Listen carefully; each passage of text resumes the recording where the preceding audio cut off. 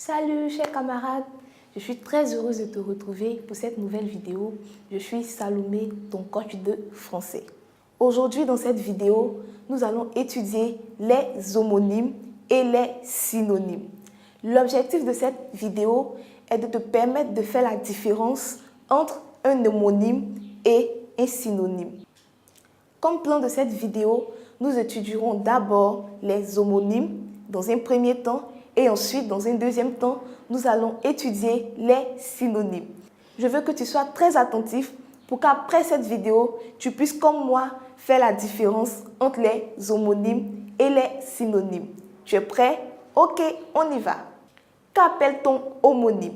On dit que deux mots sont homonymes lorsqu'ils se prononcent de la même manière, mais s'écrivent de façon différente. Tout simplement, on dit que deux mots sont des mots homonymes lorsqu'ils se prononcent de la même manière, mais s'écrivent de façon différente. Ça va? Ok, laisse-moi te donner quelques exemples des mots qui sont homonymes. Ok, premier exemple. Le mot la mer et la mer sont des homonymes. Comme moi, tu vois que ces deux mots se prononcent de la même manière, mais ils s'écrivent de façon différente. Le premier mot, la mer, s'écrit qui signifie maman, tout simplement. Alors que le deuxième mer s'écrit M-E-R et il s'agit de l'eau, de l'océan. Comme lorsque tu vas au bord de la plage, l'eau que tu vois est appelée la mer. Ok, deuxième exemple. Le verre et le verre.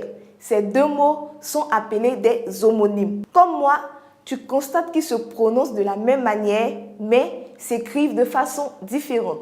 Le premier ver s'écrit V-E-R. Il s'agit là d'un ver de terre qui est un animal invertébré. Alors que le deuxième mot, ver, s'écrit. Il s'agit là d'un récipient dans lequel on peut boire de l'eau. Troisième exemple, le seau et le seau. Comme les autres homonymes, tu remarques que ces deux mots se prononcent de la même manière, mais ils s'écrivent de façon différente. Le premier seau s'écrit S-A-U-T et il s'agit là d'un seau, c'est-à-dire lorsque tu sautes un trou ou lorsque tu fais un saut à la corde. Le deuxième seau s'écrit S-E-A-U. Il s'agit là d'un récipient dans lequel tu peux te servir pour puiser de l'eau lorsque tu es à la maison. J'espère que tu as très bien compris cette partie. Ok, voyons maintenant les mots synonymes. On dit que des mots sont synonymes lorsqu'ils ont à peu près le même sens dans un contexte donné. Simplement, deux mots sont des mots synonymes lorsqu'ils ont à peu près le même sens dans un contexte donné. Cependant, sache que les synonymes sont forcément de la même nature. Deux mots synonymes sont forcément de la même nature. Ils peuvent être des verbes, des adverbes ou des noms. Allons-y avec des exemples pour que tu puisses mieux comprendre. Exemple 1. Envoyer et lancer sont des verbes, n'est-ce pas? Mais ils sont également des synonymes. Le verbe envoyer et le verbe lancer sont des synonymes. On peut par exemple dire « il lui envoie le ballon », n'est-ce pas? On peut également dire « il lui lance le ballon ».